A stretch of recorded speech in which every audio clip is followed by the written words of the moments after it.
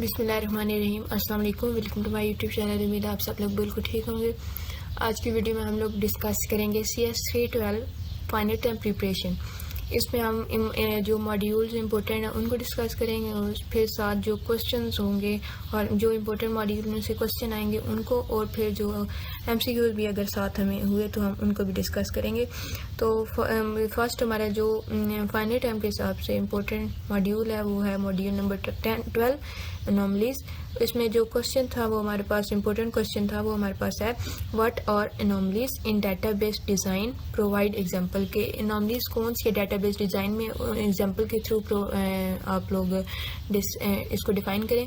तो ये है कि anomalies in database design refer to issue that arise when data is not properly structured और normalized. This problem can lead to inconsistencies, redundancy and errors in the database. The most common type of anomalies include insert, delete and update anomaly. Anomalies क्या होती है database design में, वो refer करती हैं issue को जो डाटा में राइज होते हैं कि वो डाटा अगर प्रॉपर्ली स्ट्रक्चर्ड ना हो और नॉर्मलाइज ना हो तो उसकी वजह से एनॉमलीज अकर होती हैं डेटाबेस में। इनमें से जो मोस्ट कॉमन टाइप्स होती हैं एनॉमलीज की वो इंसर्ट, डिलीट और अपडेट होती है। इसके एग्जांपल में रेडुडेंसी आ जाएगा और इनकंसिस्टेंसी आ जाएगा। रेडुडेंसी में क्या होता है कि मल्टीपल टाइम्स सेम डाटा को मल्टीपल टाइम्स अगर आप के डाटा में सेव होगा तो वो रेडुडेंसी को करेगा।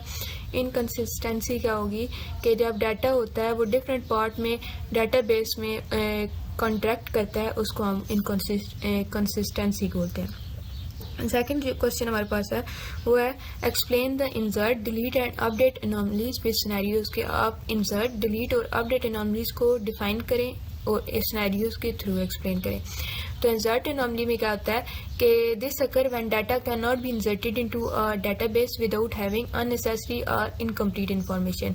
कि इंसर्ट एनॉमली तब अकर होती है कि जब डाटा जो होता है वो इंसर्ट नहीं होता डेटाबेस में या फिर अननेसेसरी और इनकम्प्लीट इंफॉर्मेशन हो तो उसको हम इंसर्ट एनॉमली कहते हैं। इसका सिनेरियो ये है कि एक स्टोर के एम्प्लॉयज़ हैं और एक डेटाबेस है स्टोर का, उसमें एम्प्लॉयज़ की और डिपार्टमेंट की डिटेल है, लेकिन जो एम्प्लॉयज़ हैं उनको नहीं असाइन किया, डिपार्टमेंट असाइन नहीं किया गया उसमें डेटाबेस में।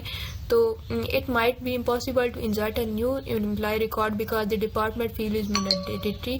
कि ये डिफ़िकल्ट हो जाएगा कि आप लोग इंसर्ट करो डाटा इंसर्ट करें न्यू एम्प्लॉय रिकॉर्ड, क्योंकि जो डिपार्टमेंट की फील्ड होती है वो मैंडेटरी होती है।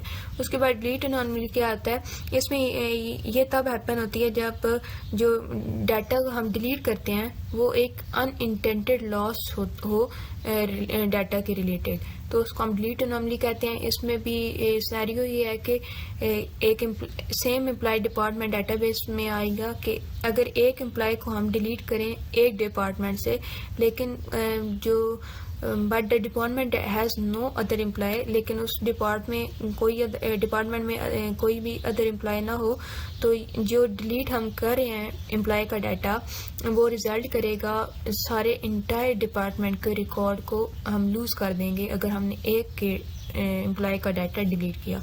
उसके बाद आ जाएगा अपडेट एनॉमली।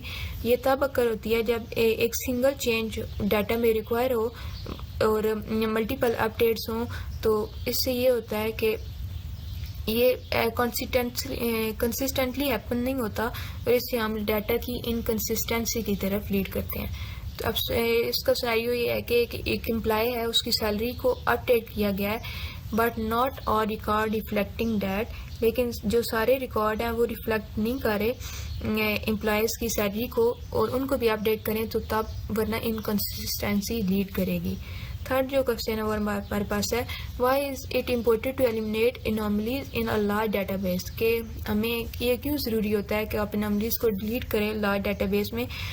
तो आंसर हमारे पास eliminated anomalies is curricular for maintaining data integrity, reducing redundancy and ensuring that the data is scalable and easy to maintain without addressing anomalies। कि ये ज़रूरी है कि हम डाटा की इंटेग्रिटी को मेंटेन करें, रेडुडेंसी को रिड्यूस करें और इंश्योर करें कि जो डाटा बेस है वो स्केलेबल है और उसको हम इजीली मेंटेन कर सकते हैं।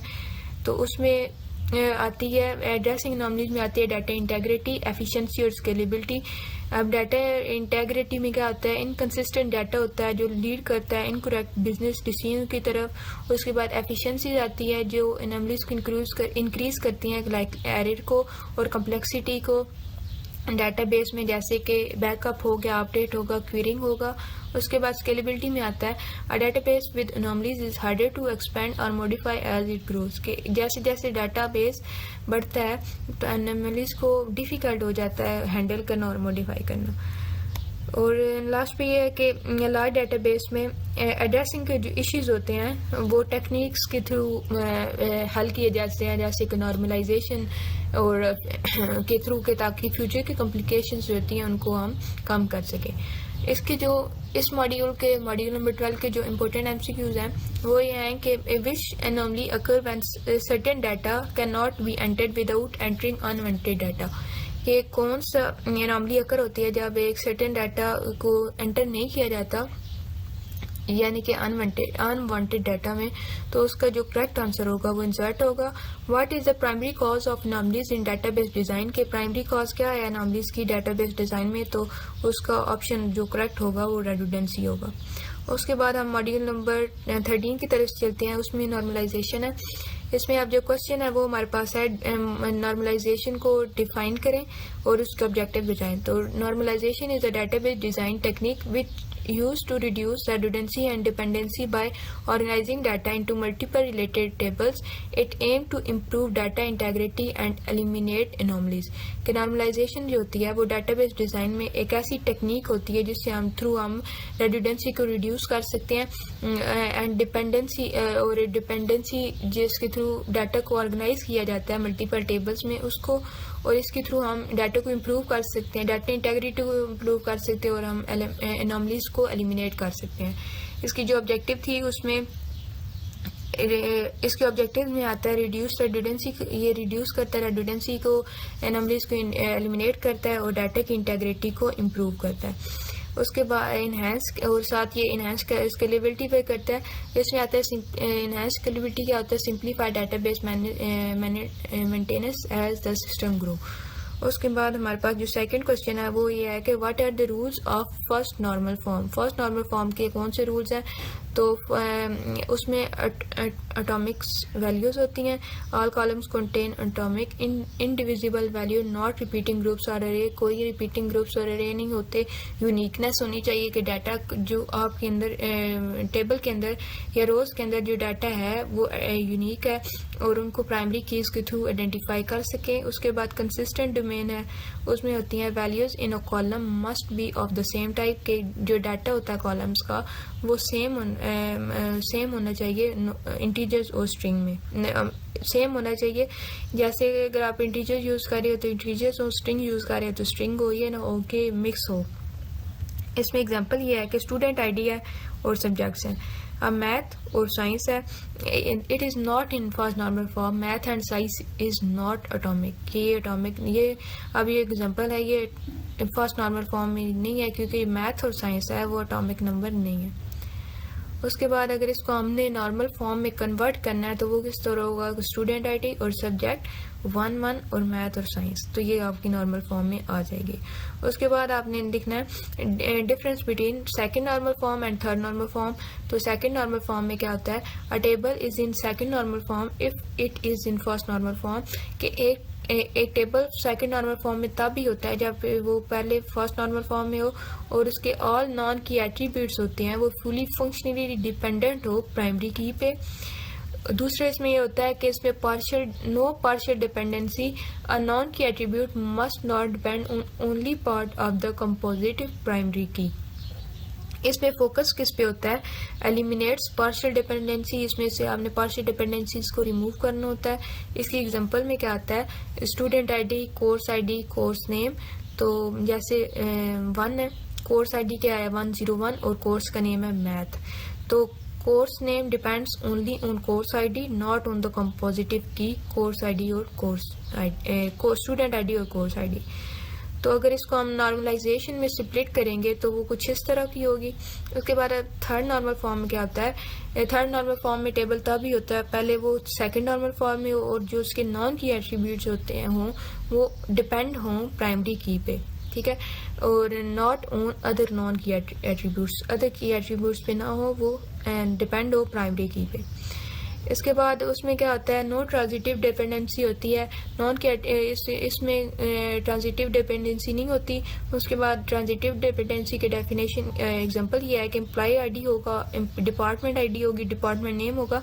तो यहाँ पे जो डिपार्टमेंट नेम होगा वो डिपेंड करेगा डिपार्टमेंट आईडी पे, ना कि एम्प्लॉय की आईडी पे। इसको अगर हम स्प्लिट करें तो वो कुछ इस तरह से होगा।